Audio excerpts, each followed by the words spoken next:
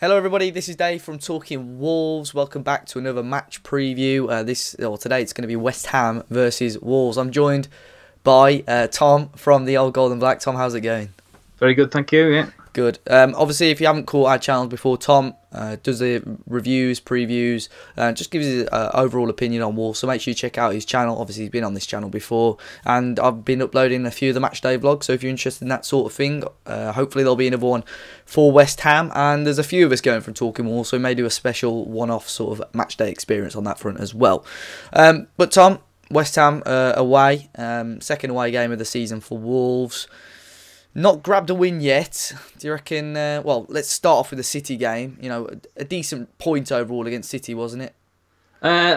Yeah, but quite ironically, I think that we all came away thinking that we should have won that game. Really, it was, the goal that we conceded in the end was due to zonal marking and Bolly not being able to get a decent header on the ball. But you can't really complain about a point against the best team, arguably in Europe, certainly in England. But yeah, with the way that we imposed our style of play on to Manchester City, something that we need to take on into other games, even the ones that we would be the favourites in the next couple of weeks. We need to keep that high press and pushing and keeping possession really quick and things like that. If we can do that against the lower teams, then we should see a win sooner rather than later. Yeah, hopefully. I mean, as you say, we played very well against City. I think a lot of people were expecting us to go on to lose the game. And in parts, although we didn't have a lot of the ball, we sort of looked likely that we were going to score, and we could have scored another couple of goals in that game as well. Yeah, and we've seen, I mentioned it before the game as well, but the atmosphere is worth a goal.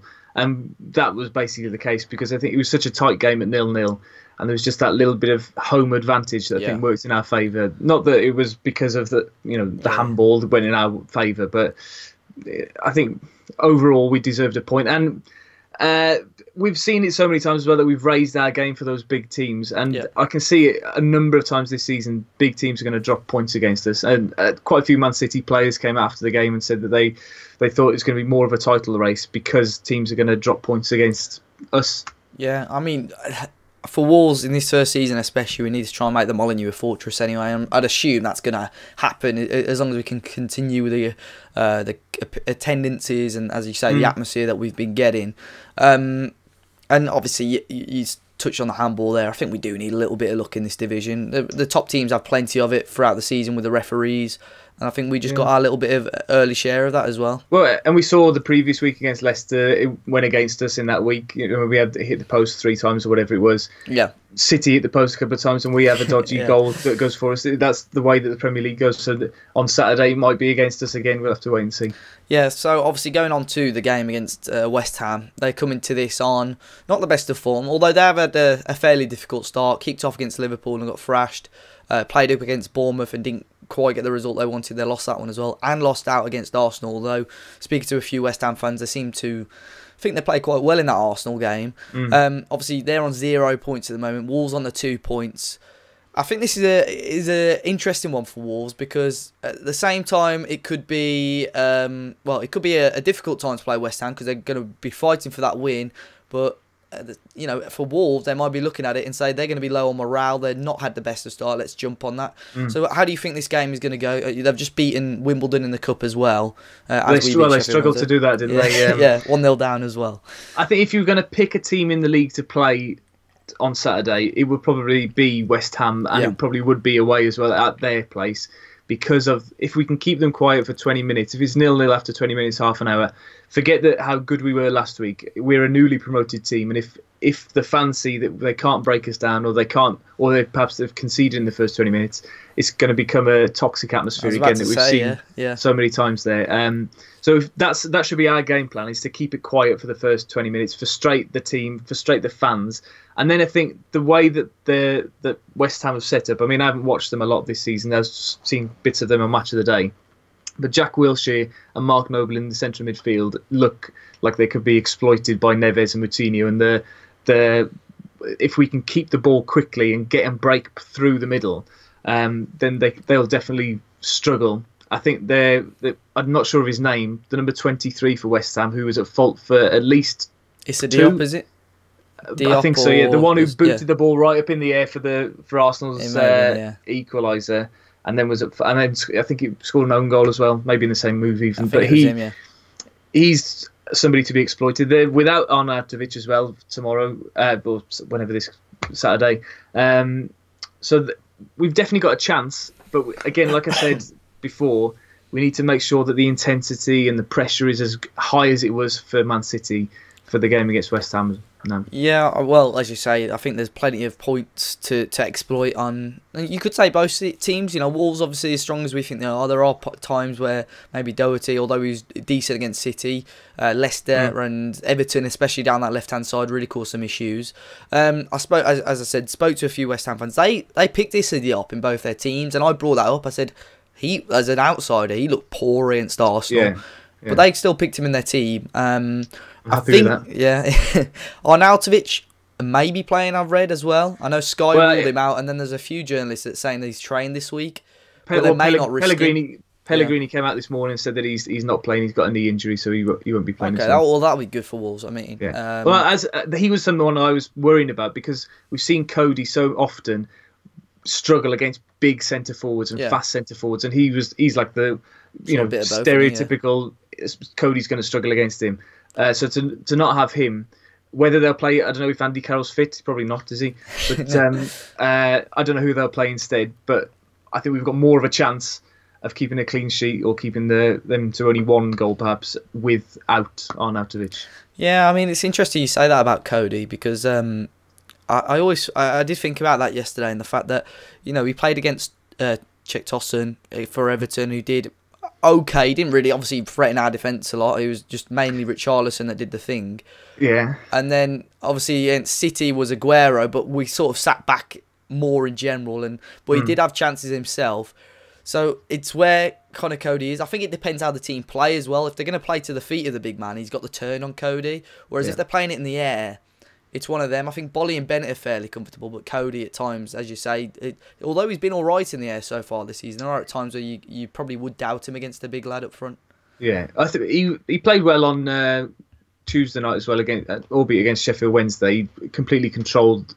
He looked much more confident in that environment against that style of attack. But I think he's getting better as the games go on, and I expect that he will do well against West Ham, I think. Do you think that it was a compliment by Nuno to play Cody against sort of two lads that haven't really got any game time for Wolves? Or do you think it's just because he could have played Bart there at centre-half on Tuesday? He could have played someone else there.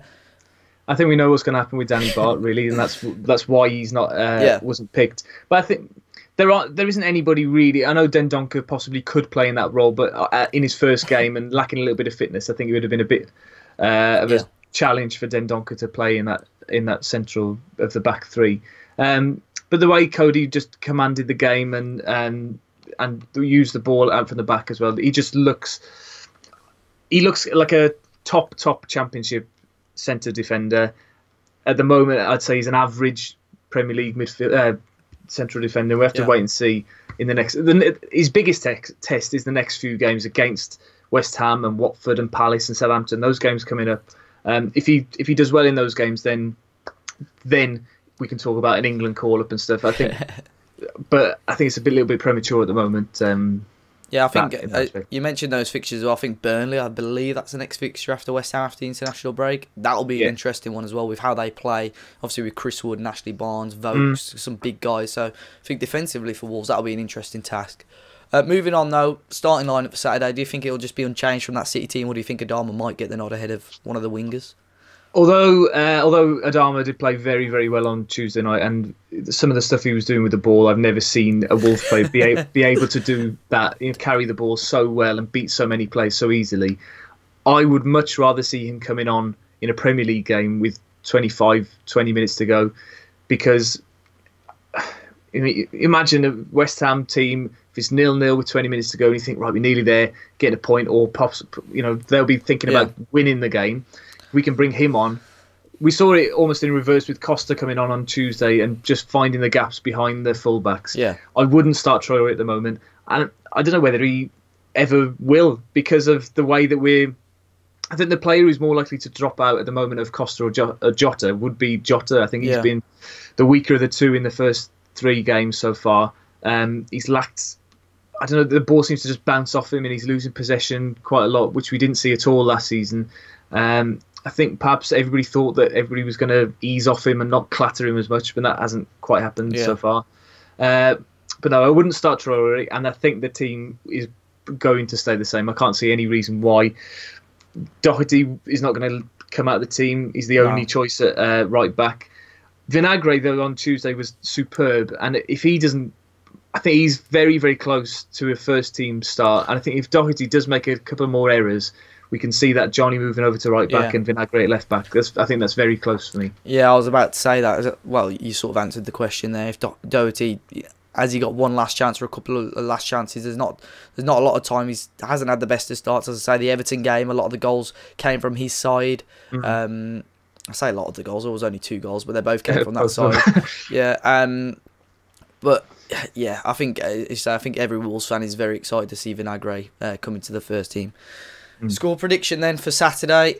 What are you thinking? Well, I don't often make score predictions because you end up with egg on your face. Yeah. But what I will say is that Wolves will do well. Wolves will do well. Right. We'll leave it at that. Well, I always say I will stick my neck out. I always go for a Wolves win. I'll say 1-0. I did say Costa as well on another preview, so we'll go with 1-0. 1-0 Helder Costa. I did predict, and I'm really annoyed I didn't put a bet on, but I did predict Leo Bonatini to score the first goal on Tuesday. That would have been decent odds on that. Yeah, it would have been. Yeah, very annoyed. There's plenty of people around me that had Willy Bolly first goal scorer last week as well, somehow, dramatically, that's it. But guys, thanks for watching. As always, you can check out Tom and Tom's channel down in the description. Hit that like button down below, subscribe to Talking Wolves, check out the social medias as well. But until next time, obviously, hopefully you guys enjoy the game if you're going over to West Ham. Leave us your predictions and thoughts in the comment section down below, and we'll see you all very soon.